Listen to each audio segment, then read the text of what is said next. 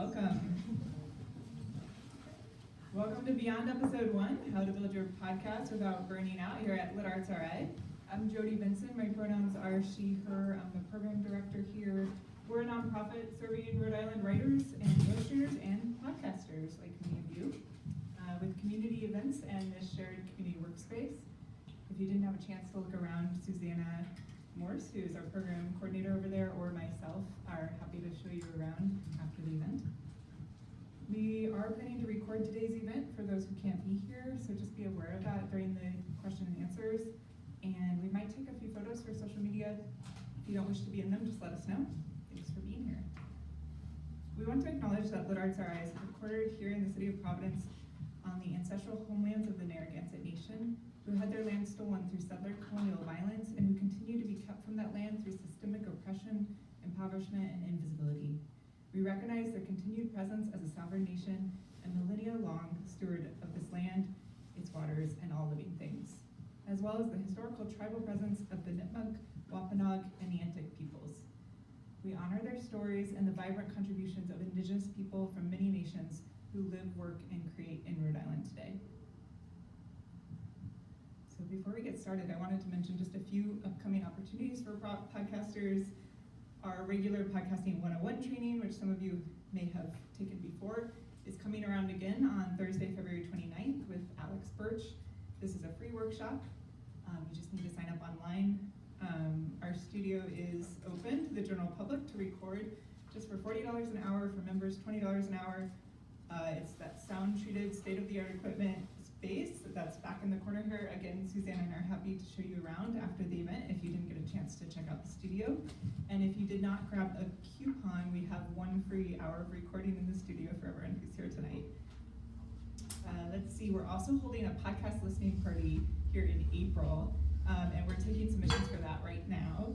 So if you have a podcast or audio project you want to showcase at that event, we've extended the deadline for submissions to February 12th, and we invite you to submit 3 to 5 minute sample of your audio from your show.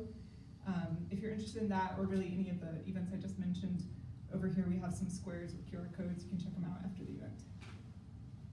And I want to mention that this event kicks off a monthly gathering for podcasters on the first Thursday of the month here at LitArts RI at 6 p.m. It's going to be facilitated by our moderators tonight, Nathan and Chris.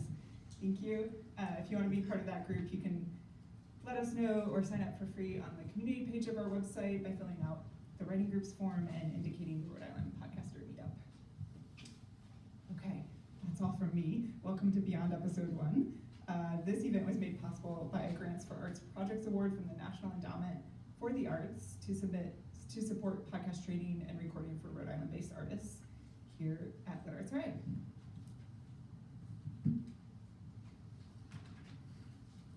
I'm going to introduce our moderators for tonight's conversation. They're going to share some thoughts and introduce our panelists and have some questions for them around this important topic. And there will be time for your questions as well at the end. I'll start over here with Chris Revill, co-host and producer of Hey Roadie podcast. Chris took his DIY punk rock ethos in August 2013 to start what would become the Let's Chat with Chris Revill podcast. Across 3 networks and hundreds and thousands of downloads, Let's Chat has hosted some of the biggest names in punk rock, podcasting, and pop culture in the course of its 250 released episodes. As a graduate of the PRX Sound School, Revill took his passion for podcasting into a career and has worked on dozens of Apple Top 100 podcasts and is an account manager with Hey Roadie Media. Nathan Peavey, right here, is a longtime veteran of the podcast industry with 6 years of experience as a professional podcast booking agent, creative consultant, and strategist. Nathan has helped hundreds of entrepreneurs, agencies, and independent podcasters tell their stories, forge new connections, and identify and connect more deeply with their audience. Thank you so much for hosting tonight's conversation, and I'm going to let them introduce our panelists. Thank you. Thank you so much, Jody. Well, our panelists tonight are Nikolai Blinow. Nikolai is a licensed mental health counselor and life coach specializing in burnout, high-functioning anxiety, and adult ADHD. Prior to becoming a therapist, Nikolai was in a job that she liked well enough, but it wasn't completely fulfilling. She became a certified yoga instructor as a way of beginning her journey of giving back and now integrates her training in mindfulness and holistic living with her clinical training in behavioral science to help people find balance in the high burnout world of a modern American society. Her TEDx talk, Yoga and Its Connection to Mental Health, has over 300,000 views and is evidence of Nikolai's belief in integrating holistic and scientific principles so that people can truly experience the helpful aspects of both worlds. You can learn more at www.ompowermentpsych.com. Om spelled O-M. Victor Baez, known as Sound, is the owner of Club Ambition, the most popular podcast and YouTube channel in Rhode Island, and as well as head of the independent media and production company Club Ambition. He's a 25-year-old Dominican Afro-Latino father of a 2-year-old son and a graduate from URI in South Providence, Rhode Island. And finally, Ashley Tribble is a comedian, producer, and host, hailing from the Midwest and working in digital media since 2015. Tribble started her career in audio as the creator, producer, and host of P-Power Radio, a podcast that shares the stories of revolutionary millennial women and the history of the world that they're looking to change. Power Radio featured a range of women artists, activists, entrepreneurs, and bosses from Chicago and beyond, and was listed on ebony.com as one of 5 Black podcasts to have in your arsenal in 2016. In 2019, Tribble helped launch More Sauce, a network focused on stories from creators of color at Stitcher. There, she started her journey as the producer for Deadass with Kadeen and DeVale Ellis, where she currently leads creative audio and live show production. In 2020, Tribble helped launch the Black Effect Network at iHeart, a network focused on Black stories and experiences. Currently, Tribble is working as a host at the Public's Radio in Rhode Island.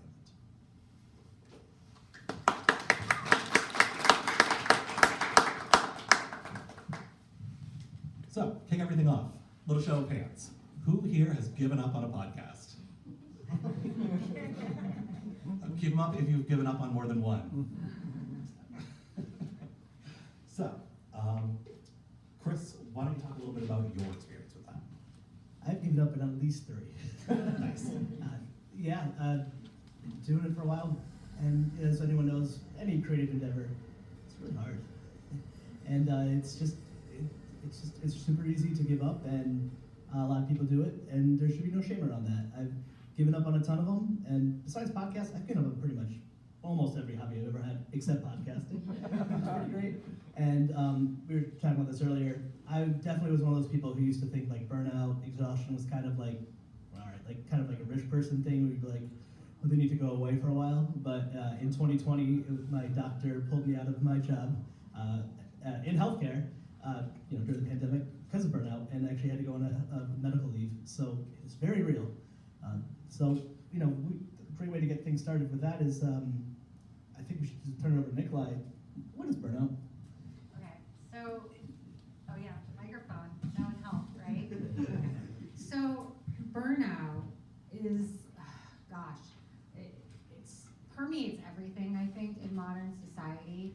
By definition, burnout was defined by the World Health Organization as an occupational syndrome, which basically means it's a result of chronic stress, in theory, from situations stemming from our work. Originally, burnout was something you heard a lot about in my profession in the healthcare world. They've been talking about burnout in the healthcare industry since the 1970s. So in some ways, I think those of us in the healthcare profession are blessed to have a little bit more insight and training into how to deal with it. And this is something I think I see all the time, is that I went through a ton of clinical training to become a therapist, where I also was taught how to protect myself from burnout. The struggle is now we see burnout in pretty much, I would argue, almost every field of work. There are some fields of work where you are much more likely to burn out, but you're now starting to see terms tossed around like parental burnout. So like shout out to working parents, because there's a high likelihood that you are burnt out. We're also hearing terms like relationship burnout, because sometimes the health of your relationship can also add to just all of the stressors you're experiencing in daily life.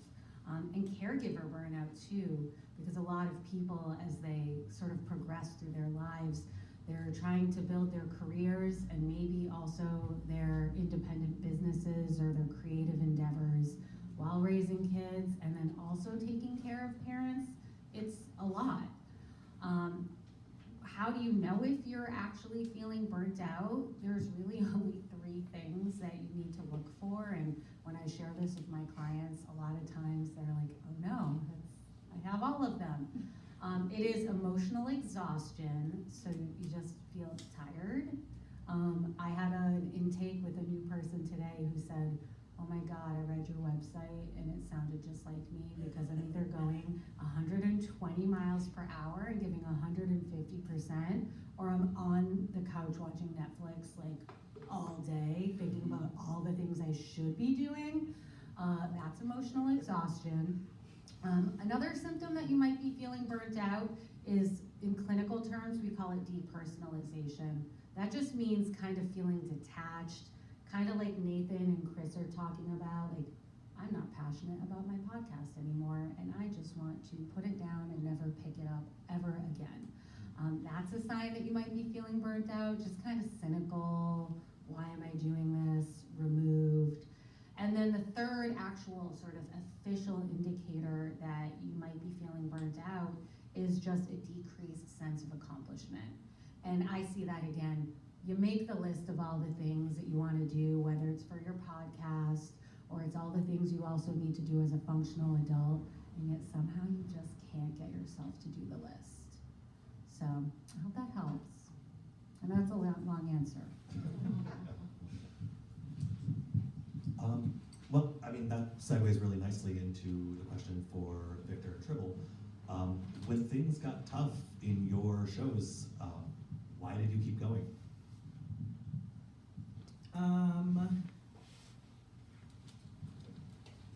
I guess when I was making my own podcast, the stories that I was telling at the time seemed very important. So I started P-Power Radio in 2015, and I was interviewing women in Chicago who I felt it was a part of their work to redefine how society views womanhood. And also in that podcast, I would narrate those stories of those women with some historical context. So, and then at the time, in 2016, something else was happening.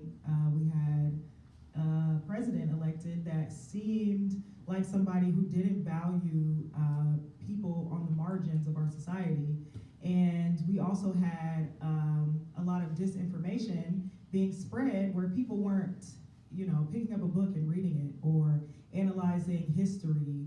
People were just ignorant to what had happened in our society to get us to where we were, and wanting to take us back to a time that was actually quite miserable for most people.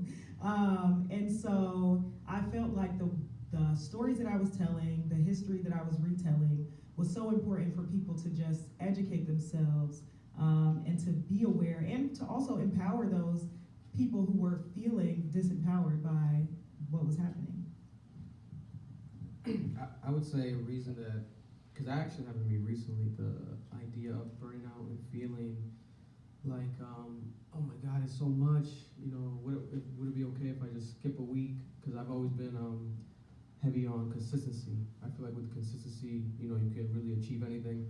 And, I, to this day, even during the pandemic, when we were filming episodes, we would do it through Zoom and like pre-record episodes if necessary. But recently, my son turned 2, so the terrible twos are a real deal thing. Yeah, it's a real deal thing that I took for granted at first. I'm like, oh, it's a phrase people say, but no, it's a real deal thing. Trust me.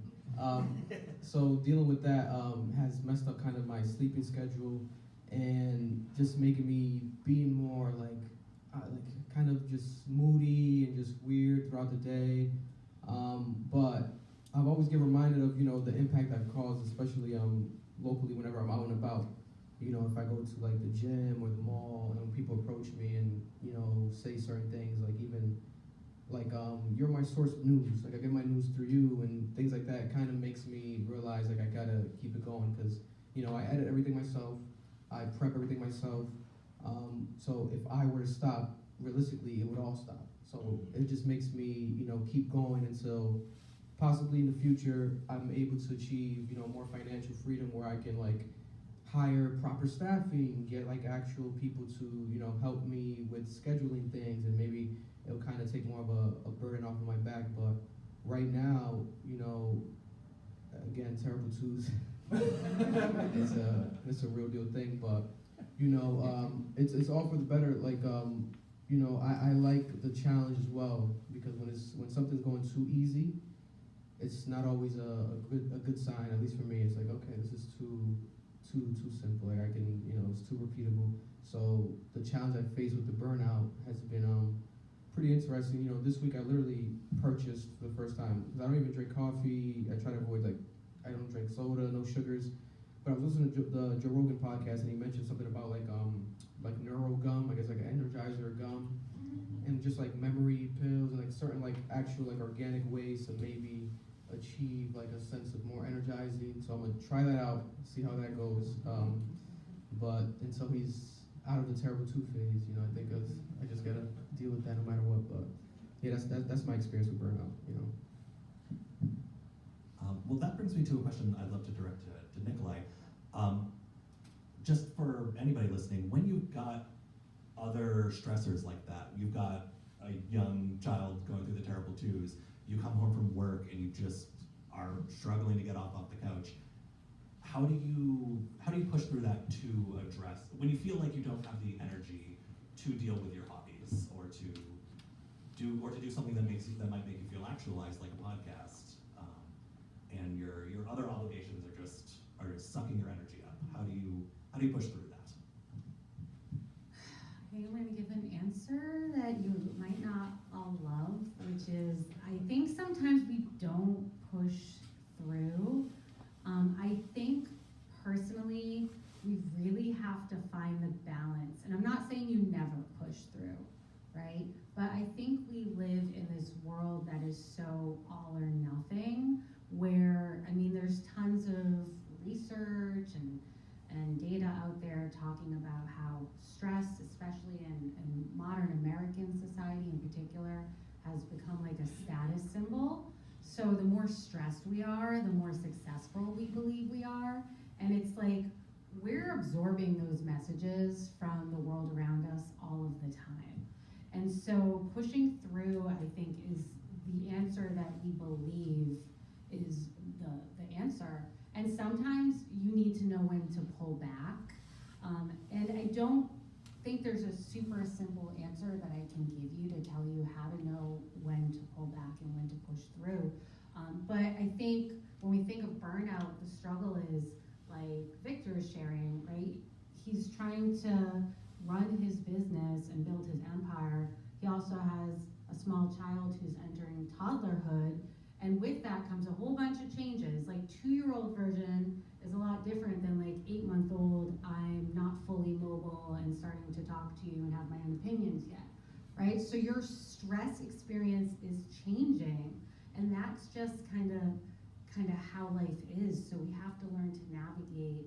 How do you figure out when to weave in periods of rest, so that maybe you're less likely to be as exhausted and feel the need to pull back? And I realize, again, modern life, trying to figure out when you have to rest is hard. The general recommendation, and I, again, share this with my clients all the time, and usually they're blown away by it. In the burnout research, it says we should spend about 40% of our day resting. Sleep does count, so don't get too nervous. Okay, sleep does count, but if you do the math in a 24-hour day, that comes out to it's actually 43%, so it comes out to like 10.3 hours a day or something like that. Most of us are not sleeping 10 hours. Most of us are sleeping 7 to 9 in the ideal therapy world, maybe more like 6 to 8. But that leaves a lot of waking time that your body, and not just your body, your brain needs to rest. It is not programmed to be in productivity mode all of the time. So I'm always encouraging my clients, look at your schedule throughout the day. I don't care where you find pockets, figure out when you can take breaks. And rest doesn't have to mean sitting around doing nothing. It can also mean mental rest. So anything where it feels like you kind of go into a state of flow and your brain can check out. So for some people, that can be cleaning your kitchen. And that's great if cleaning your kitchen actually lets your brain go offline and you get to do something productive. But I think what's important is you need to learn how to read your energy levels and listen to your body, and figure out how to weave in those periods so that you maybe don't have to push through because you're not feeling as exhausted when it comes time to sit through and try and work through something. Thank you. Excuse me. So, I mean, Victor, you said you've been doing your own editing. Anyone who's had to edit, it's one of those things there's no shortcut, and it takes a lot of time. I've done it myself. And for Tribble as well, like, what kind of tools are you using for your productivity, whether it's like scheduling, like Calendarly, or any sort of tools? Like, what kind of tech are you trying to utilize on a shoestring budget?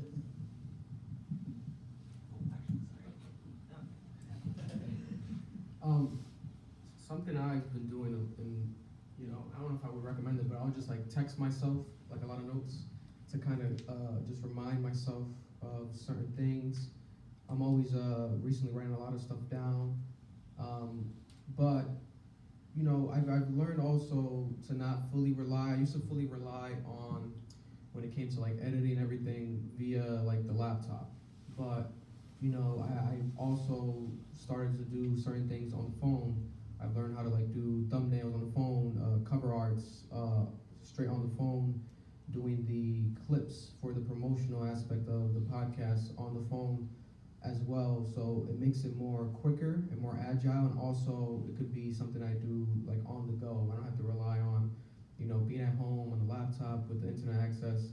So it's something that I have to be consistent with it no matter what, but it gets stressful, obviously, because sometimes I'll be like, what if I, just put the full energy into the performance aspect as far as talking on the microphone, making sure I give my full energy there, and then have someone else just do full energy towards the editing.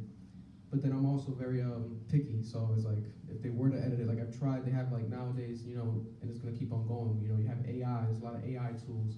So I've practiced with some AI tools where like it can generate clips, like you can put like a full podcast episode in the AI, and it'll generate like 15, 20 clips, and I hated them all. I'm like, all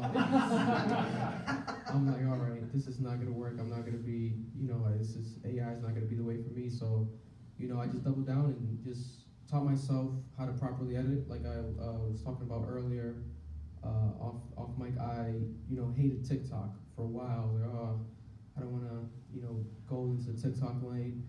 But I would have a lot of clips that fans of mine throughout the years on YouTube would like post on TikTok. So I'm like, okay, I definitely gotta start doing TikTok. So I started learning how to make the long form podcast episodes into short form clips on TikTok.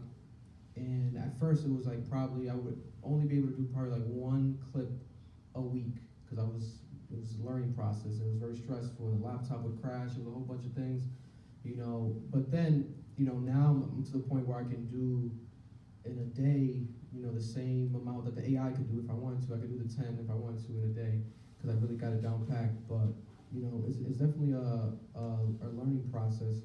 But eventually, I will try to teeter off from that and get the help, because I definitely will need it. But then, since I've learned it fully myself, I'll be able to properly tell the person or persons, whoever is going to be helping me, the way I want it done properly, and break it down to a science, like every little step by step, because, I'm the one that was editing it in the beginning, so there's a benefit to doing that in the beginning, for starters at least, yeah.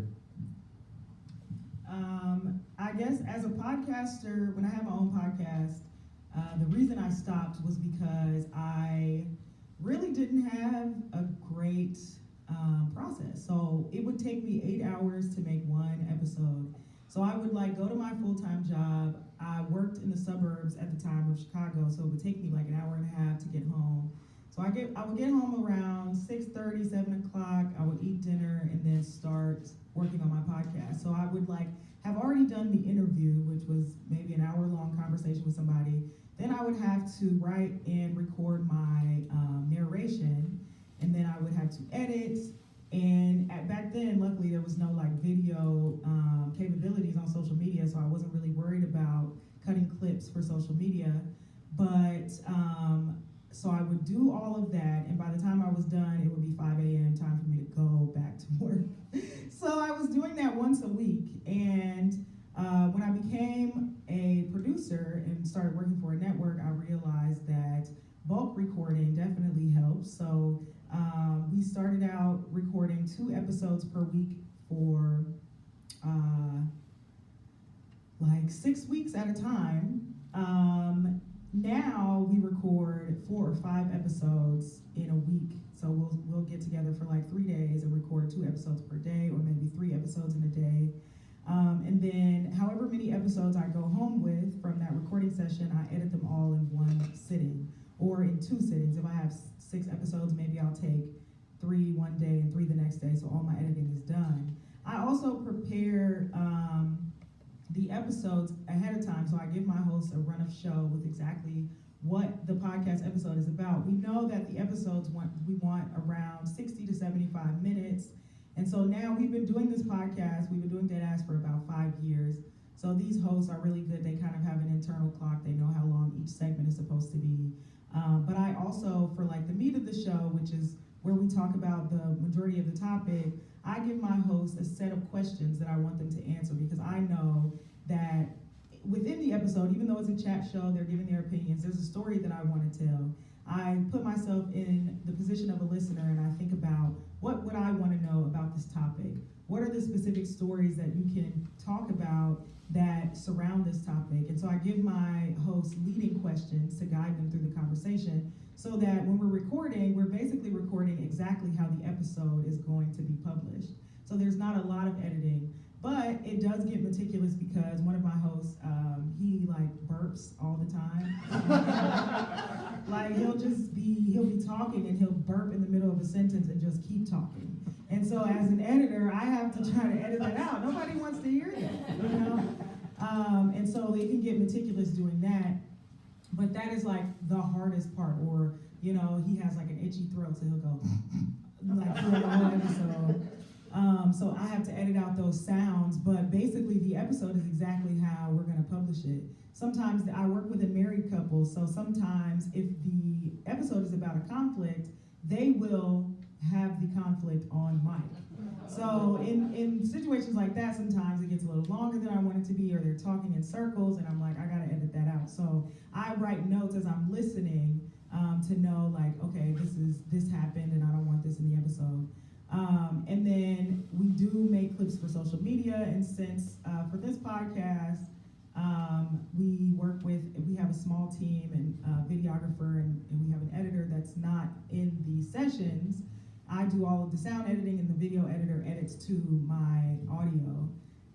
And so as I'm editing the full episode, I cut clips as I'm going through, instead of having to edit the whole episode and then go back and figure out what clips. When I hear something that sounds good, I'm like, oh, that's a clip right there. Or I remember as I'm listening, like, okay, I liked when he said this, and I'll just go and cut the clip right as I'm going through. So each episode does take me, for every hour of tape, it takes 2 hours to edit. I give myself 2 hours. Sometimes it takes a little bit longer, depending on how many burps are in there. But organizing the content before we get to the mic definitely helps. Like I always say, like, I used to host a lot more live events, and I learned from hosting, like, one of the first live events I did was a panel. And at the end of the panel, there was a Q&A, and I handed the first woman who had a question, I handed her the mic. And I learned very quickly that that was a mistake. You never want to hand somebody the mic. You don't know what they're going to say. You got to keep the mic in your hand so that you can say, thank you. You know, when you need to. And so that's how I approach podcasting is I don't hand the host the mic. It's their show. It's really my show. They just host my show. But I take control of the episode, I take control of the content as much as possible. So if there's something that I want them to say, I know I need them to say something specific, I give them the words to say. Or giving them the questions, I'm taking control of the content as much as possible so that then when it's time to edit, I have exactly what I need. I don't have, less, I don't have too much more, and it doesn't, I'm not editing for 4 or 5 hours. Just a quick question for you, both of you as well. Do you edit off transcripts? Are you using transcripts though? Like one great tool out there. If you ever used Descript yet? Yeah. Yeah. I learned on Audacity, like the old school listening, but that's been a really good tool that I've been a huge fan of. Anyone out there if you're working on editing? It's called Descript. Yeah. It basically you can edit with the transcript simultaneously, and it saves a lot of time. It does.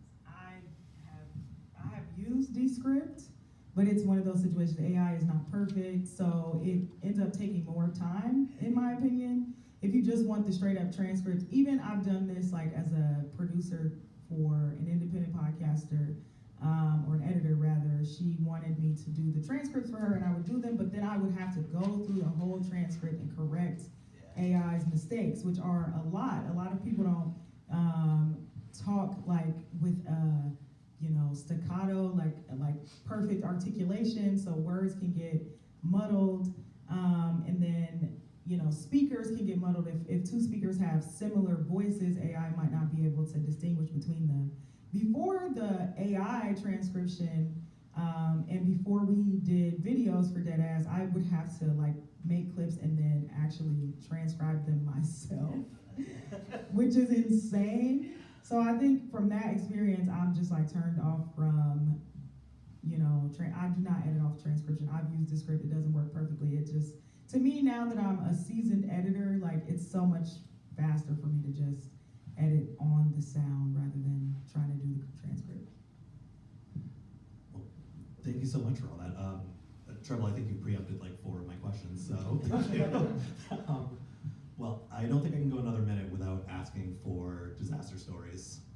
Worst thing that's ever happened on your podcast, and how do you recover from that? I mean, certainly I've known plenty of people who have lost an episode, have lost several episodes, or just had some absurd thing happen. Because like every possible thing you can think of is going to happen to your podcast. And for everyone listening, it just will. That's how it is.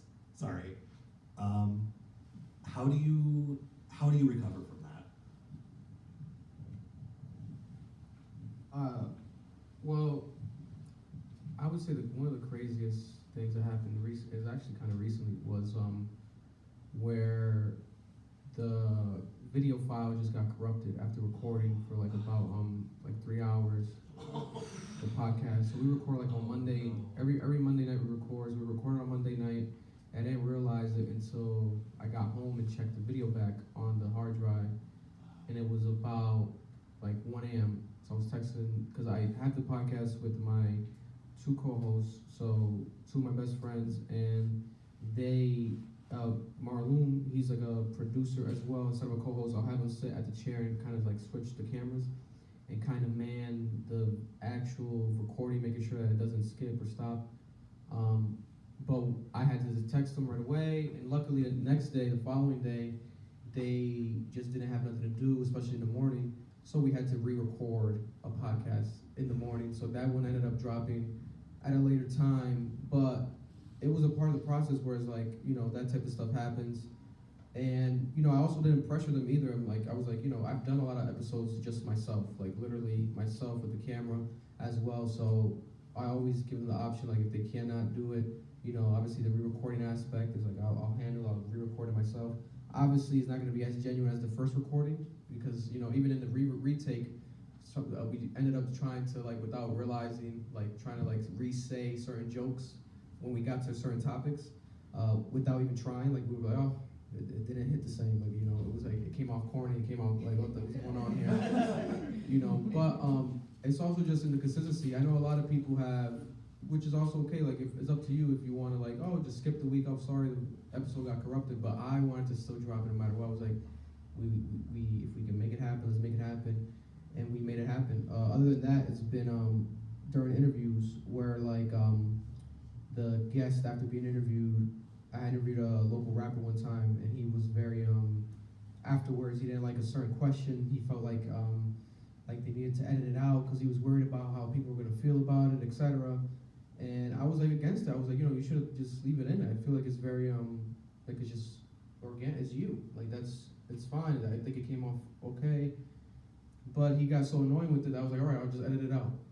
But it's stuff like that you gotta sometimes deal with, which is an annoying aspect.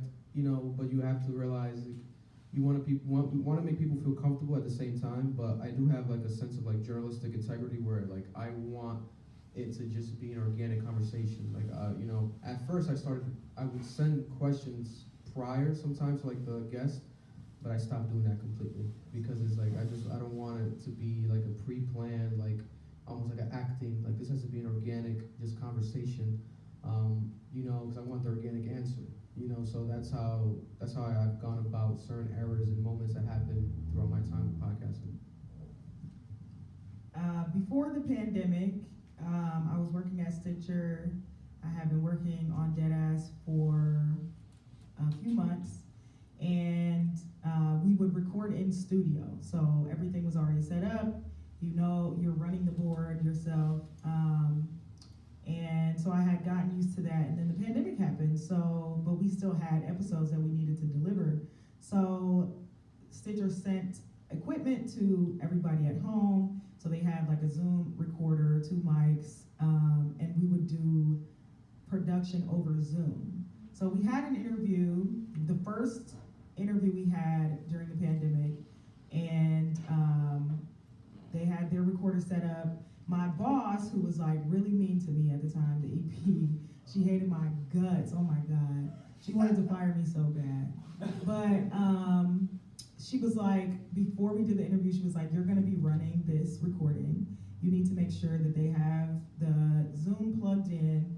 You need to like check, throughout the interview to make sure that they have, that the recording is running.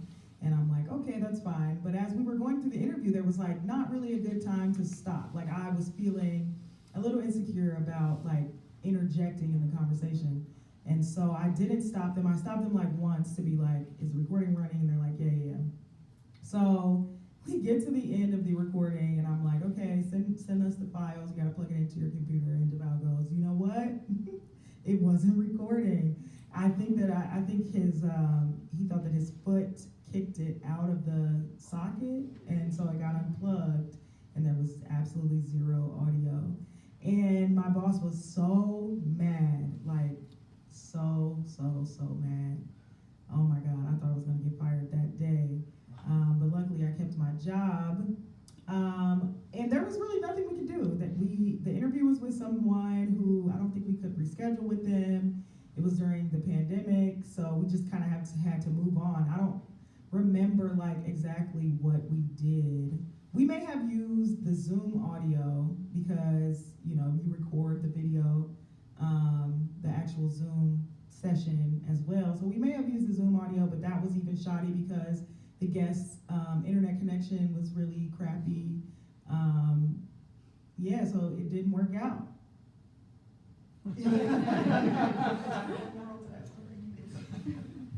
So I wanted to kind of piggyback off that question. I know like practically what you did, but like internally and emotionally, what do you do when that stuff happens? Like I've had every horror story in the last decade of the worst one is I one time accidentally deleted 7 episodes. Oh. Yeah, it was terrible. But so curious, like that moment, like, oh God, I'm gonna get fired, all those things of like Victor, like what made you push through all that stuff? Like, God, I've had enough moments where I'm like, that's it, or the guest didn't hit record, you've had that yet, or you're doing it and the other person doesn't record, you're like, oh. Where I've definitely quit a few times and didn't tell anyone, but like what kept you going?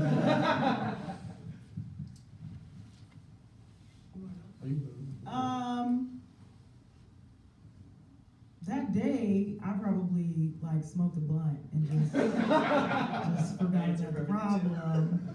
I also did a lot of blaming my boss for it. Like, you should have never put me in charge. Like, that was crazy. Why did you? You're bad. But I'm like, a pretty chill person to start, so it's kind of hard to stress me out.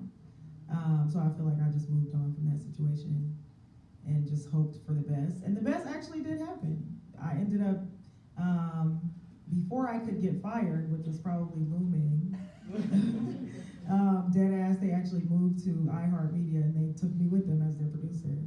So that, yeah, exactly. So I feel like I just hope for the best. Like I always feel like what's meant to be will be. If there's nothing I can do about it, I better just, keep it moving. Yeah, similar to Tribble, I would say, like, I was very just kind of like, in a sense, feeling more optimistic. The next day, I was like, oh, it could have been worse. Like, and also, thankfully, it wasn't like a very important episode in the sense where it was like a major, like, guest or like interview or having to like re-interview. I feel like if it were to be something of that nature, which I've heard a lot of stories like that, it reach a point of like, what the heck, like that's horrible. But it's kind of just like a part of the process where I felt like it needed to be done again. It could be done again, and it maybe that episode was better than the other one. Maybe it was like meant to be. Sometimes I always tell myself that I try to be as optimistic as possible in certain occasions. Like if I'm late to an event or something, or like running late and I can't make it on a certain time and this and that, I'll be like, oh, that's what God wanted. Like maybe I avoided an accident on the highway or something of that nature to arrive at a certain time. Like, sometimes you can't just force everything either.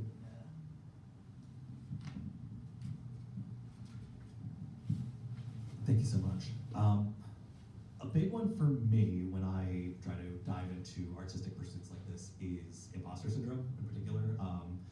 As so many podcasts are passion projects and they rely so much on you and on your voice, a lot of the time the thought that gets me is just like, who am I talking about the thing that this thing that I'm interested in? It's not as though I'm going to be saying anything that somebody else can't say. It's not as though I'm sharing information that other people can't learn. How with Victor and Tribble, with the size of your platforms, with the importance of what you're talking about, Tribble in particular, how do you overcome that? How do you just work through that, or how do you work through that? Yeah. So 2022, I started doing podcast coaching for independent podcasters who are either looking to start a podcast or people who have a podcast who are looking to take it to the next level, who want to know how to grow their audience or monetize or how to organize better or make better content. And that I have dealt with imposter syndrome a lot because I'm like, how do I know that I know, and it really I just have to work through it. Like there have been times where I'll have a panic attack while I'm trying to prepare. But I've already scheduled, like I have to psych myself out. I just did my first group workshop for new podcasters.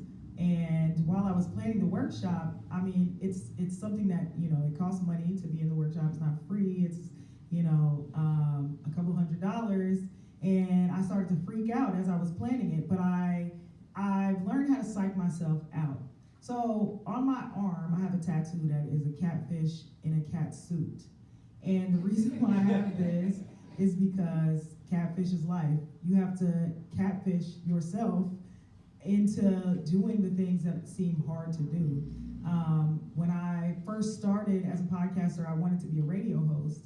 And so I started a podcast in order to give myself the experience of broadcasting, of hosting, of audio work, to try to have the experience to get a radio job. And so I started to present myself as a podcaster as I was learning how to podcast. And so I feel like it helps me to meet myself if I, set my goal a little bit higher than what I think I can achieve. So with the workshop, one day I was like, I had already wanted to do it for a long time. And at the beginning of the year, I was like, I'm just gonna set a date. And I set the date for 2 weeks out, put out a link for people to book, and next thing you know, the workshop is like almost sold out. So at this point, I have to do it, or I gotta pay all these people back.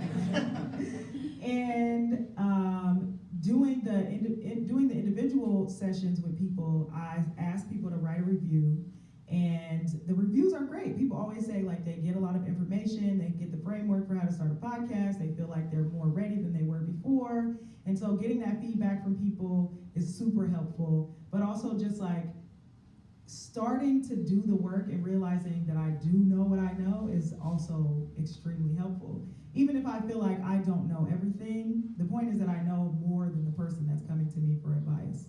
And sometimes I just have to remember all the things that I've done as a podcaster, as a podcast producer. Like before I started my podcast, I didn't know anything about podcasts. The first thing that I didn't immediately get on the mic. I started listening to podcasts and trying to learn from other podcasters.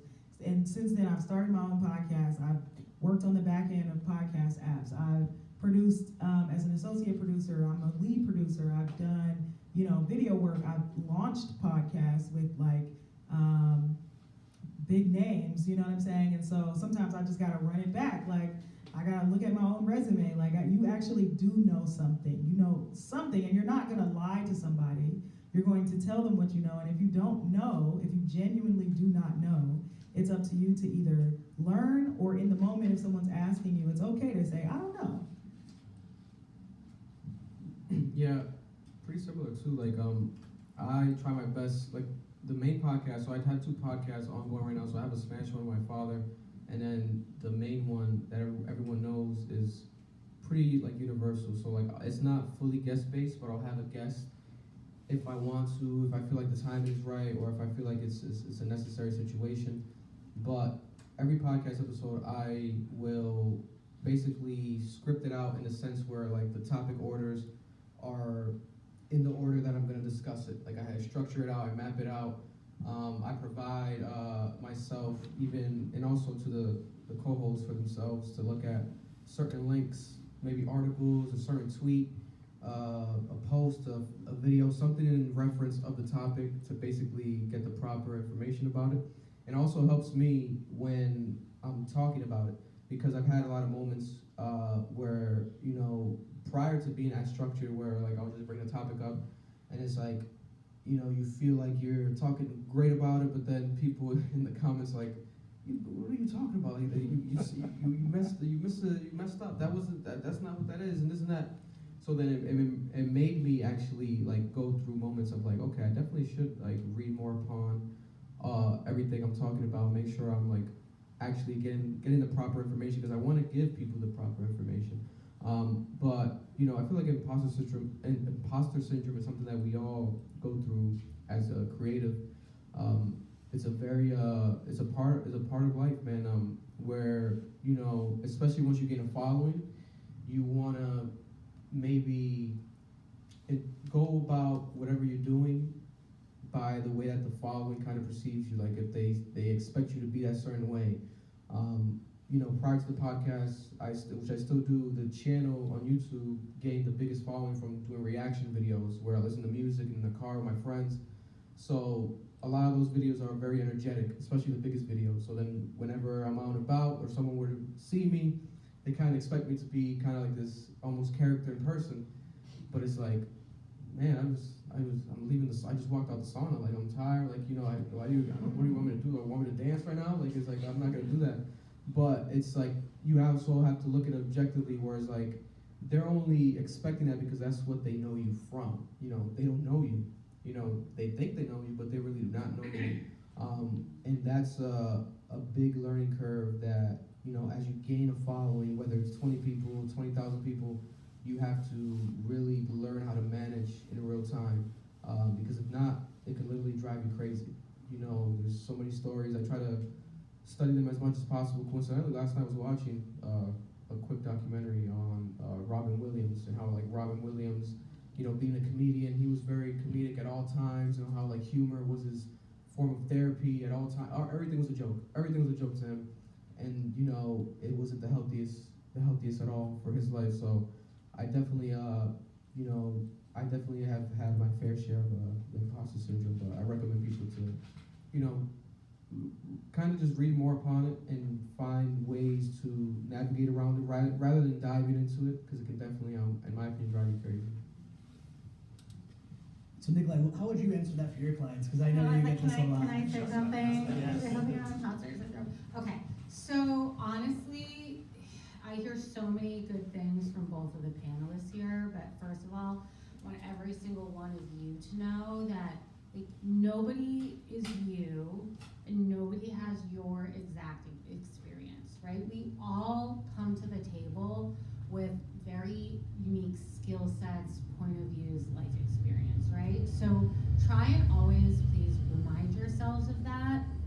But when I think of imposter syndrome, right? Imposter syndrome for me means some sort of fear, right? We're afraid of failure. We're afraid of what other people are gonna think. We're afraid of how seriously we might be taken. And all I can say is that, like both of these people are saying, is the more you do it, the easier it gets. Sometimes you do, I guess this is one of those push through moments like we talked about earlier. The more you do it, the easier it gets. You have to pay attention to how you talk to yourself, because the words that you use have power, right? And so when we feel like an imposter, we have this self-talk like, who am I to blah, blah, blah? Who's gonna hire me for a podcast coach? Because like, how successful am I? And who am I to charge? All of that stuff literally is gonna create a whole chain of reactions in your nervous system that are just gonna make you feel terrible. And then you're not gonna be able to show up as your best self. And then I guess also just like a little practical tip for how do you deal with it in real time when it's happening.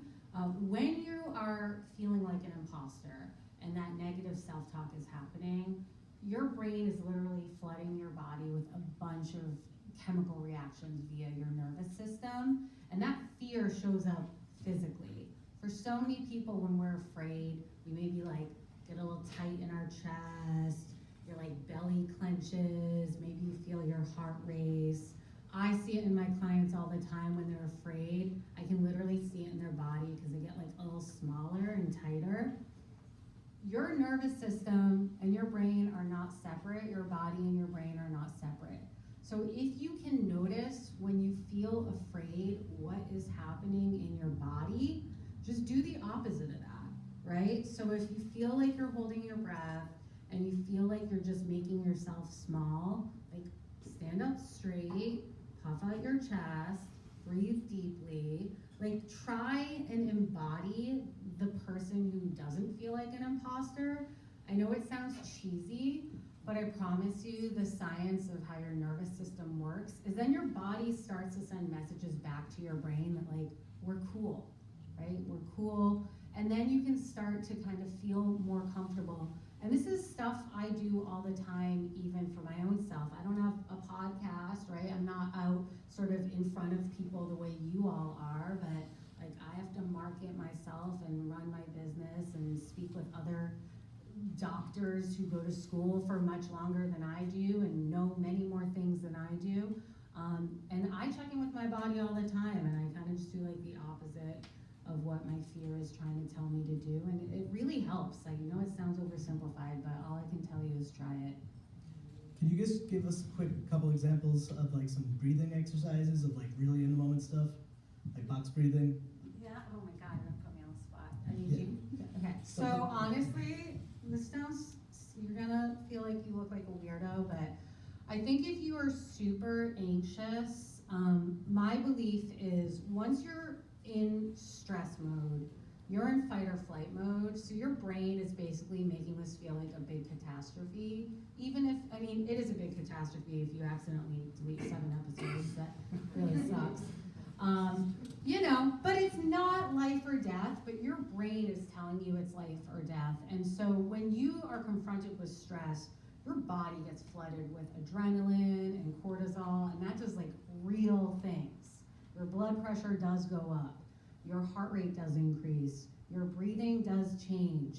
Muscular energy gets created, which is why you get tense and you clench. That's all real. So one of my favorite strategies is you breathe in, you hold your breath, and you clench then you exhale and you let all the tension go really fast. I literally sometimes do this on video calls with my clients when they're super stressed out and they feel weird doing it in front of me, but almost always they tell me they feel better. Because what that does when you do that, like breathe in, hold your breath, clench everything, let it go, it's discharging the energy that gets created by stress. And when you discharge that energy, it's kind of like the equivalent of running away from the lion that's trying to eat you. When you run away, then your brain goes, oh, we made it and we're okay. So I'm actually a fan of these techniques even more so than breathing. Breathing's good too, but I think that actually works a lot more quickly and rapidly. This is a question I think directed more at a conversation between Nikolai and Victor, but Victor, there was just a thread of something you said that I'd love to pull a little bit. When you meet people who know you and they kind of expect you to be this character, what does that feel like? What's that like? What does that do to you kind of in your daily life? And the reason I say I direct this at a conversation is just because Nikolai, just from like a psychological perspective, I'd love to dig a little bit deeper on kind of, I guess I'm trying to bring it to sort of the question of how, yeah, what does it do to you to stay in character, I guess, is what I'm trying to ask. Yeah, it's definitely it's a pretty surreal thing. An example that happened yesterday, I was invited to speak at a high school, Achievement First High School in Providence, Rhode Island, and there was a student at the end of the first conversation with the class that was like extremely like nervous and like literally shaking and wanted to come up to me and take a photo with me. And when moments like that happen, it's like, again, going back to like the, imposter syndrome, some people can see that and like, it gasses them up to like the higher level, like they're holier than thou. But with me, it just reminds me of like, I once was said kid, like I saw people that would inspire me. And, to be that for anyone else, you can never take it for granted. So, and I always remind, especially the children, I'm like, yo, bro, like, you're good, like I'm nobody, like it's fine, like let's take the photo, whatever you want, so it's all right. But it's a pretty weird feeling, because I felt it years ago when it happened, when like the YouTube channel blew up around like 2016, 2017. But then for it to still happen, especially with like younger generations, whenever I'm doing something new now with the podcast, the TikTok, so it's a weird feeling. I still haven't gotten used to it. It happens all the time, but it's just it almost feels unnatural in a sense, where it's like like I'm just doing what I love. I'm just doing what I feel like I need to do. But then when it reaches a level of impact for someone, like I've had people in the past, like literally, there was one time when we had a flight to LA to go to like a convention and maybe meet fans, thinking there wasn't any fans, but we met with a fan that literally was like crying and saying like we literally saved her from like suicide, like suicidal thoughts with the videos and the stuff we were saying. So then that was like, oh wow, like this is, real. Like this is not, this is like you're actually becoming a vessel for someone. Like you're actually, maybe literally changing someone's life. So it just kind of reiterates like you are doing the proper thing. Like what I'm doing is okay. Like God is a purpose here. Like God set you on this path to do this. The impact is there. Right? Even if it's just one person, like their impact is there. So it was like an energizer to not like make me egotistical, but to definitely fuel it and actually keep it going, And moments like that are so memorable that, it feels like it happened yesterday, even though it happened years ago. So whenever I am in a moment of despair or kind of like down, I'll just reach back and remember moments like that, like, how you've impacted someone. So yeah, that's my experience right there. Yeah. So how do you handle when people put you on blast for being on covers of magazines? Copy over there. Anyone, feel free to take one. Oh God. You're welcome. Jesus Christ, no, yeah, that was crazy. Cause I've always felt like social media, like kids love social media. I love social media, so like I've got acknowledgement on there. But then locally, I feel like the traditional media kind of just hasn't acknowledged as much as possible young people of color, like creating content out of here. So, you know, them giving me a nod was awesome. I was like, oh wow, like it's, you know, I guess again I'm doing something right again. Yeah, Well deserved too. appreciate it. Thank you so much. And I guess, sorry. Well, I think we're about to start wrapping up over to the Q&A. So, do you have a last question, Nathan? Or? Yeah, I was just going to ask, as a last question, as we all know, this is a marathon, it's not a sprint. What advice do you have for somebody who's looking, whether they're a hobbyist or whether they're looking to break into the industry, whatever form their artistic endeavor takes through the medium of podcasting? What advice do you have for somebody who's kind of looking to take it to the next level? I feel like we are in a time where people that are looking to start, build a platform, start a podcast, are looking for their viral moments. They're looking to build huge audiences online. And what I found was that the biggest impact that podcasting had on me was being able to build a community where I lived. Being able to take the skills that I used as a podcaster and use them in real life. I said before, I started my podcast so that I could get experience to become a radio host, and I became a radio host where I was able to focus on local artists, local news, and then I was able to do host live events and panels and really be involved in the community that was surrounding me. So I think I read this book when I was in a certain age. And it's called The Defining Decade, Why 30 is Not the New 20 by Dr. Meg Jay. And she talks about something called identity capital and how to build identity capital in order to build the life that you want. And so with whatever you're doing, whether it's a hobby or your career, you're learning new skills, you're learning how to do something, you're building your skill set. And you can use those skills in so many different ways, whether it's becoming a live event host after doing podcasts, or editing audio for something else that's not a podcast, or even just being able to conduct meaningful conversations and taking that skill to build the community around you, having friends over and having deep conversations with them. I think it's important to realize and utilize all of the skills that you build from doing one thing. Yeah, I would say,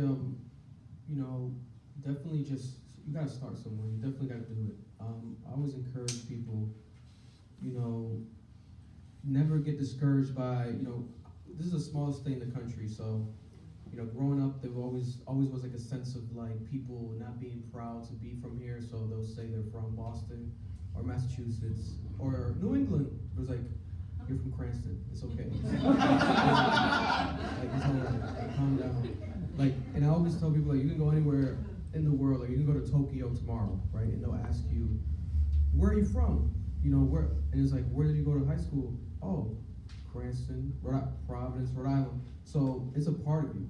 It's literally a part of you. So I've taken the approach where I embraced it, and I saw certain pieces of content and podcast styles I've seen in New York, LA, and I just did it here. I felt like no one was doing consistently dropping episodes every week with the visuals and also a bunch of promotional clips at a consistent level in Rhode Island. So I was let me do it, and also cover Rhode Island stuff as well as pop culture. And to this day, some of my biggest videos that have gone viral has been pertaining to Rhode Island. Rhode Island news, or just a story about something in Rhode Island, or a Rhode Island celebrity that people didn't know was from Rhode Island. I'll have a Laker on that was he's on the Lakers, yeah, but he's actually, you know, he grew up in Providence, and stuff like that ends up happening when people kind of get like that epiphany, like, oh wow, like that, I didn't know that. And that's how I've always felt with certain things, like, oh, I find this interesting, let me just platform this, or let me talk about this. And yeah, I feel like anyone can really make a mark, especially, you know, never be discouraged by the small state mentality. Use that to your advantage, because of the fact that if you were to go to New York and LA and try to do something that you want to do out here, you're gonna find millions of more people trying to do it. So the competition field, or just the sense of being even to be like, you know, found or saw, is gonna be way less possible than if you were to do it out here. If you do it out here, sometimes, especially with my generation, it feels like you're almost the only person doing it, when in reality you're not, but you can stand out right away from the pack using like the small pond mentality. You can become that big fish right away. Oh my goodness. Well, thank you so much, everyone. That was absolutely incredible. I think we're going to open it up to some questions from the audience. I'll go. I just wanted to say first, thanks Nathan and thanks Chris for the thought-provoking questions. This was awesome and just a Thank you so much. great event to attend. Nikolai, Victor, Ashley, thank you all for your answers and advice with just how to cope with burning out and stress, and advice and answers on specifically podcasting. So my question is to Victor and Ashley. If you could have dinner with any historical figure, who would it be and why? The question was, if you could have dinner with any historical figure, who would it be and why?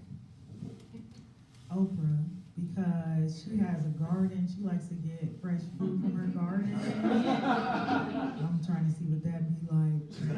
She's gonna have personal chefs too. Yeah. Good stuff. Yeah, I always say Oprah though, because there's so many people that I would have dinner with. There's so many like very impactful people throughout history, and some people that probably are more important than Oprah. But in my trajectory to becoming a media personality, Oprah is somebody that I look to a lot, because I was a certain age when I started, and Oprah didn't become Oprah until she was 30 years old. And so I just always thought that she was very inspirational. She always had, you know, people who said terrible things about her or thought terrible things about her, and she always had to kind of defend herself and just her being in a very public way, and she never really faltered from her mission, and so she's really inspirational to me as a personality. Man, let me think. I probably have two answers to that. Like a personal one would be probably my grandparents, because lately I've been doing like podcasting with my father, especially from my father's side. I lost both my grandparents years ago, and the more I think about it, I always, you know, I didn't realize it like I know now with my father. He's amazing at podcasting and talking on camera, but I feel like it'll help me with like my identity and knowing more about myself, and seeing like if this was like a generational thing and more about them, like if they have, you know, good talking methods or just how they are. If I would have been able to like go back in time and like have a conversation with my father's parents, my grandparents from his side, I think it'd be pretty cool. As far as like a celebrity or like someone, a figure in general, I don't know. And hopefully I'll be able to make it happen. But I've been thinking about kind of combining the best of both worlds, like someone from Rhode Island that's very popular, but someone that I'm actually like a genuine fan of. And I've been thinking about lately Viola Davis. I've been trying to like do like Viola Davis interview. Yeah, she's from Central Falls. Yeah, Central Falls. Yes. Her accent makes sense. Yeah, she's from Central Falls. I can tell you. Oh, you got, did you interview her? No. Years ago, when I first moved here from Connecticut, I worked at the Starbucks in the Biltmore, and I was just serving drinks during the Brown graduation weekend. And I was talking to these 3 women, really nice, and I was like, oh, we were just chatting or whatever, and she's like, oh, I was like, what do you? She's like, I live in LA, but I'm from here, or whatever. Like, oh, what do you do? She's like, I'm an actress. I'm like, oh, that's cool. I know that's a really tough gig. And her, I didn't recognize her immediately. and they laughed in my face harder than I've ever seen. For timing, she had just won the Oscar for The Help. And then her mother was like, "Oh, sweet Jesus, I needed that," and like the kindest people, and then it didn't reflect, and then I remember them leaving, and then everyone just staring at them, and then her opening the door for her mom, and then her getting the back seat, and people following. I'm like, "Oh, who is that?" It was the Betmores. It wasn't uncommon for famous people to come in, and I would not recognize them, make an ass out of myself. And then someone I worked with were like, "Christopher, do you know who that was?" And I was like, "Oh my God, I know." So yeah, she was very nice.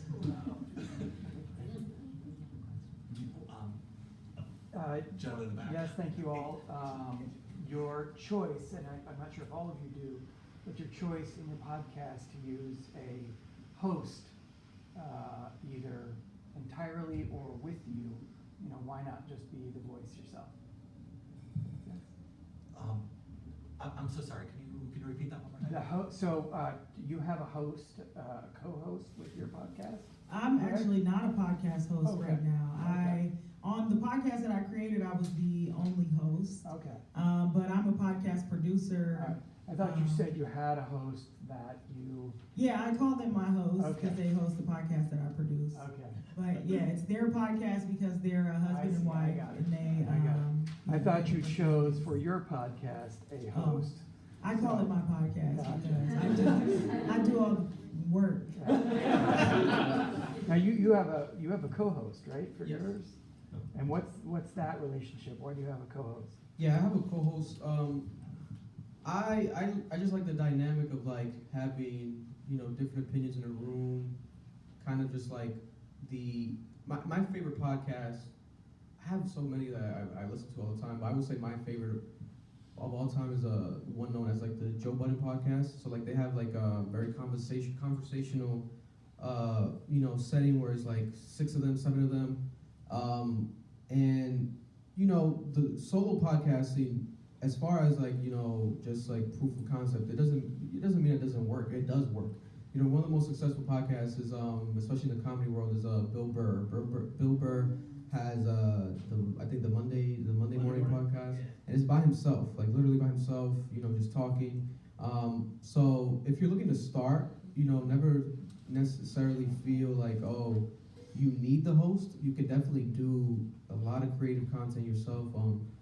But I preferred having a host, But then again, like I said, I've had episodes where if they couldn't film, I'll just film myself, But you kind of write the content for the host or your co-host. Yeah, too, exactly. right? Yeah. I write the content. I structure out like the topics and discussions, and sometimes I'll throw like a wild card, like if it's just like a random topic question, or I'll set like, oh, this person might stop in. Like this week we had Chachi Carvalho. He's from Pawtucket. He stopped in to talk about a new like scholarship opportunity that's happening in Rhode Island. So I kind of just preemptively set it up in the actual notes. That way they know what's going to happen. But also it helps me because even if I do the podcast myself, I'd rather have the notes because post editing when I'm doing clips, and especially for the viewers on YouTube, I always have timestamps. So I'll have like the actual time when said topic comes up or said situation comes up.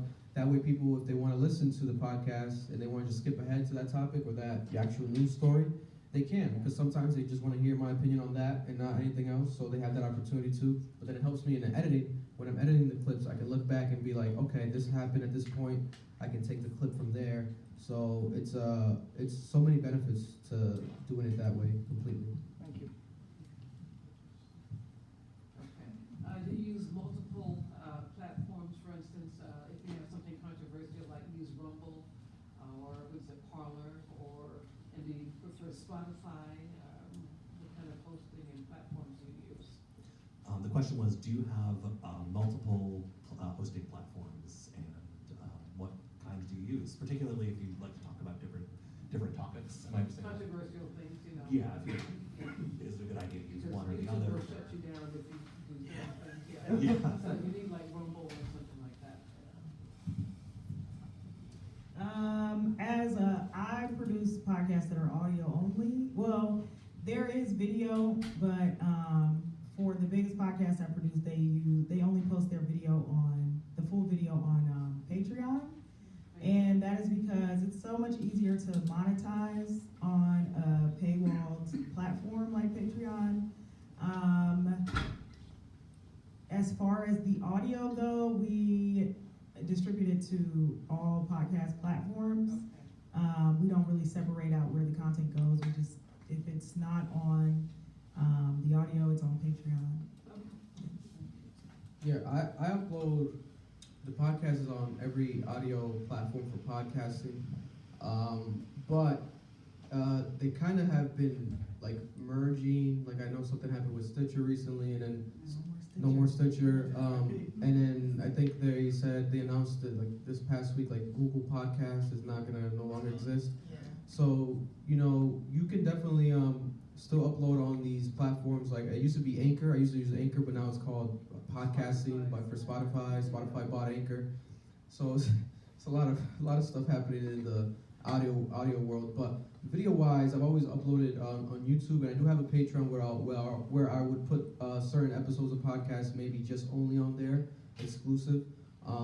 But you know, as far as like the controversial aspect, you definitely need to be careful with YouTube, because just like any platform, you know, they have their right to set any limitations, etc. I've dealt with it, like during the pandemic, whenever you would speak about the virus or just in general, the videos would get a lot of times flagged. You know, I had a course of time where it just kept getting blocked in Belarus, Russia for some reason. Every episode, I'm like, what is going on? So it made me kind of like censor myself and not say certain words, etc.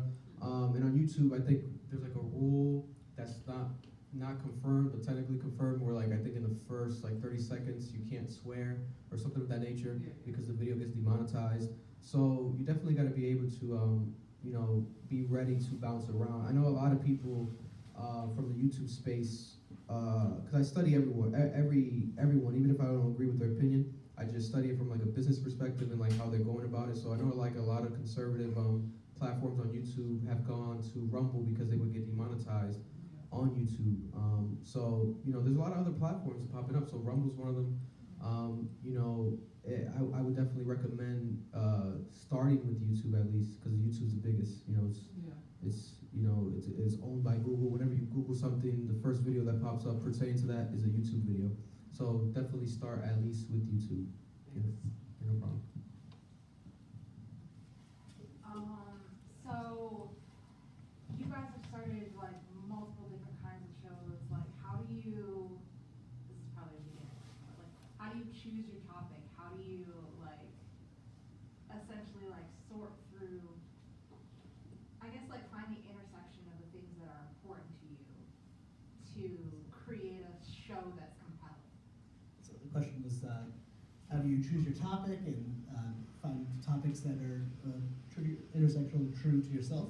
So, Yeah. How do you find like essentially the intersection of the things that you're interested in order to find the most compelling topic? So I do this in coaching sessions with the podcasters. I try to help people find the exact topic that their show is about, and start with your own story. Who are you? Why should somebody trust you to talk about something? Just because you're interested in something, it doesn't mean that you need to be talking about it on the internet. I think we see that a lot, where people just feel like because they have a microphone, they can just talk about whatever, and that's not the case. But do you have some level of expertise? Do you have some level of knowledge? Does your story intersect with the things that you're talking about? The second thing is thinking about who you're making your content for. The first thing that I have people do in these coaching sessions is to identify their icon. Your icon is your ideal listener. I have them think about this person as a specific person. Who are they? How old are they? Where do they live? What do they do? When do they listen? Why do they listen? Think about this exact person, who it is. And this person will represent an audience for you, but it'll give you so much more information about what you should share with them. What is it that they want to know? What is it that they're coming to you for? And are you a trusted voice to talk about that thing? Yeah, as far as podcasts, you know, mine is I would say more like the entertainment news coverage. So when it comes to the topics, I just kind of go with my gut feeling of what I feel like is a genuine, like, newsworthy situation for me. Like if something happened throughout the week and I felt like that, you know, is important to talk about, I'll bring it on to the podcast, you know, and I'll shed light on it, share my opinion on it. But then there has been times where like there might be like a news story or something that I feel like might need to be just kind of announced but not dived deep into. So I might just bring it up, but if I don't have any personal opinion too much on it or experience with it, I'll just bring it up to kind of announce it and just shed light on it, but not to dive deep. So I find like the perfect balance within that. I don't deep dive on every single topic. I'll have topics where I will dive deep in, you know, find like something funny about it and like, you know, kind of riff on it and go heavy into it. But you know, there's definitely a lot of other stuff that I feel like it just depends with your audience. I have a very wide spectrum of audience. You know, I have like the younger crowd, I have parents, I have everyone kind of like listening to me. So I kind of try to keep it as balanced as possible. Like I'll start off with Rhode Island news coverage, the biggest stories in the beginning, and then I'll get into the pop cultural stuff. So that's just my structure. I would say find your own structure and, you know, start with that at least. But I know definitely a lot of people love doing podcasts where it's topic related, like solely, like you go to a podcast, like I know, like I think, I might be wrong, but I'm pretty sure like the biggest ones consistently with the most downloads happen to be like crime stories one, like true crime podcasts, like by a landslide, like people love them. So if you do want to do one that's specifically about something, definitely, you know, just make sure that it's organically you, like you feel like it's not a job when you talk about it, like you actually are genuinely interested about it. You know, it could be anything. It could be, you can make a podcast tomorrow about purses because you love purses and you want to deep dive into the creators of the purse and, you know, how to construct the purse, the pricing of the purses, you know, your favorite purses. You want to maybe eventually bring on people that, you know, do their own purses. You know, it could be about anything as long as it's organically something that you feel passionate and feel confident once you release it, you know, putting that product out. Answer?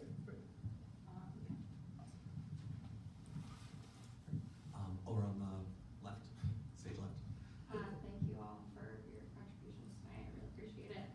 I'm curious, as people who have built followings that clearly have very dedicated fan bases and dedicated communities, and I really liked how you talked to the sort of intimate nature of like local communities and communities that you know in a particular way. I know a lot of that has to do with consistency and dependability from a podcast. As someone with a psych disability, I often find myself running into inconsistencies when it comes to logistics, and have experienced really big dips in listenership and downloads because of that.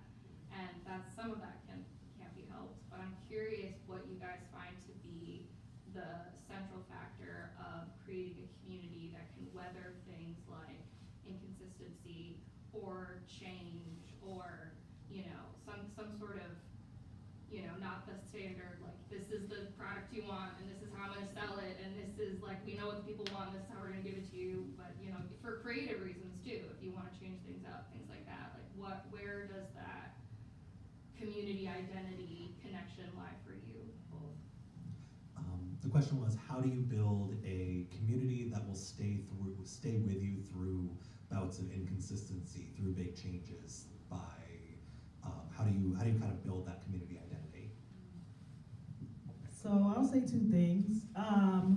One is to build your process around your like inability to constantly be creating. So to do that, like bank episodes, try to bulk record, bulk edit, and do those things when you're feeling, you know, you're feeling it. You have a creative wave. Capitalize on your creative waves and capitalize on the time that you do have. And it won't always be consistent, but you have built-in breaks if you do things in bulk. Two, I am also a comedian, and I have struggled with like doing content online, and I don't consistently, I just make a video when the creative spark hits me. So a lot of times I make videos in my car because a lot of times the creative spark hits me in my car. Or sometimes if I think of something that I want to make a video about, I'll go get in my car to put myself in a certain mindset. I made a video a few weeks ago and I just drove around the block and made it because I feel more comfortable in that space. But because I don't make I've never done constant videos, I think that I've trained my audience not to constantly look for me to do a video every week. But when I do, people watch it and they see it and they like it. And I do what I can consistently, like I post funny things on my stories that aren't necessarily me talking, it's like other people's content. I'll just post on my stories on a daily basis, at least one thing, so that I'm constantly popping up on the timeline. But in terms of my own content, I think I've trained my audience in a way to look for, content sporadically. And you can do that with the way that you make your content. I often tell people there's a tool built in to RSS hosting sites, which is the seasons tool. If you train your audience that one season is 5 episodes, that's how many you can make in a week, and you'll have a break, and your next season will be 5 episodes. Then you can you put yourself on the hook for only a certain amount of content. You give your audience a structure so that they're looking for seasons when they come out, and then you can also build in the time that you need to then prep for the next season and also give your audience time to look for the next season. So let's say you came off of a lull in your energy, you have your episodes already recorded, and you're like, okay, I think I can publish the next episode in 2 weeks. Then you give your audience the date, and they know that in 2 weeks you're back for another 5 episodes. So just put yourself on the hook for what you can manage, and you will train your audience by using those structures built in to look for that. Yeah, I would say a tip for growing the audience would be just, I feel like transparency helps for me a lot, like just telling people what's going on. Let's say with your situation with the disability or anything happening, when it comes to like the content, if you haven't yet, put it into the content, talk about it, talk about your experience, talk about why you didn't upload, just tell the people, because at the end of the day, no one on this earth is perfect, right? So we're all human, we all go through shit, it's a part of life. So once you actually talk about it, I feel like that's helped me, where the fan base has just grown with that. They follow you with that because they see themselves in you, because it's like, oh, he's not perfect like me, I'm not perfect. So that sense of transparency, if you apply it to your content, I feel like is always like the best way to go about it. It doesn't have to be fully, no one has to know everything, you know what I'm saying? Especially you pick and choose, like I'm not always talking about my relationship or whatever, but you can, at least shed some light, especially if it's affecting your uploading. Be like, oh, because I'm going through this, You might find an audience randomly like, oh I got this, I go through the same thing, I identify with you now, and there's so many examples like where people are transparent and just go the organic approach. They don't try to go to be too fancy with it or like too strategic, and it becomes their thing. Like it blows up. Like the biggest food reviewer arguably right now in the world is Keith Lee on TikTok, and his TikTok is just him on his phone, nothing crazy quality at all, no captions, just genuinely him going to restaurants that he wants to go to, recommended to, he's not paid to go to them, and now he's the biggest like food reviewer in the world. So stuff like that is just another proof of concept where like, oh, he just did it by being himself, so the audience is gonna grow and go with you. Because I feel like, everything cracks when it comes to like, if you wanna maybe portray something and be fake, like you could try it out, but then at a certain point it's gonna reach a level where people start seeing like the layers, like, oh, this has been a facade this whole time. So once you kind of reveal it from the beginning, like you are not perfect, and you actually are, human, you go through things, I feel like people will have less sense of an expectation from you. They understand, like, okay, that's understandable. They give you more of a benefit of the doubt, rather than if you were just playing that character the whole time. Yeah. So as a therapist, I live in the world of relationships all the time, and I would argue that all of you are trying to cultivate relationships listeners. And so one thing I talk about all the time, it's very common with some of the people I work with, is the deeper your relationship is, right, the more it can withstand. So I'm sure everyone here has a friend that like they love, but they live far away and you never see them. When you get together, it's like you never left. Or you know when like life is hard, you can call them up and you secretly wish they lived right here in Providence, but they don't, right? And that's because the relationship you've built with that person is deep. There's layers to it. And I'm sure everyone here has like left a job and thought you were going to be best friends with your coworkers. And even though they live in Warwick, you never see them again, right? Because the relationship wasn't as deep, but it was easy, right? Because it's convenient, you went to the same job every day.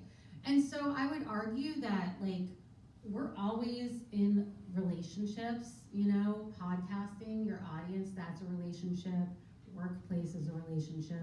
So the more you can create a more in-depth relationship, and I think like being transparent, like Victor's saying, is very good advice, is really good. And I think also, I'm sure all of you as podcasters consume a lot of different podcasts, and you brought up true crime being like the most popular sort of genre, right? True crime is, you know, depending on the podcast you're listening to, sometimes there's not a lot of like relationship building in those podcasts. It's like, here's who got murdered this week, and I'm your host, but let's get into the murder.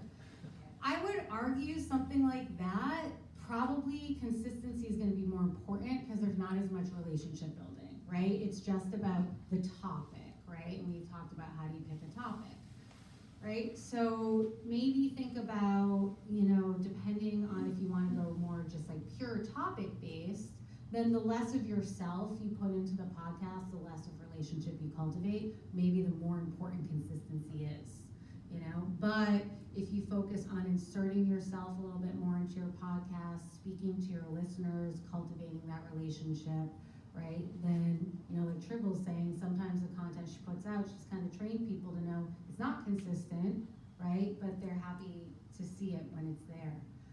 And I think one thing I'm hearing, just listening to both of you speak, and again, things I see in all of the clients I work with, there's no one way, right? So like what works, you know, Tribble's saying she gives the questions ahead of time because she's doing producing, right? And then Victor's like, I don't like to give the questions ahead of time, right? Because I want it to be just more organic. Nobody's right or wrong. It's about finding what works for you. And I think all of you learning to hone your guts, really hone your guts, maybe work on not feeling like imposters so you can trust your guts.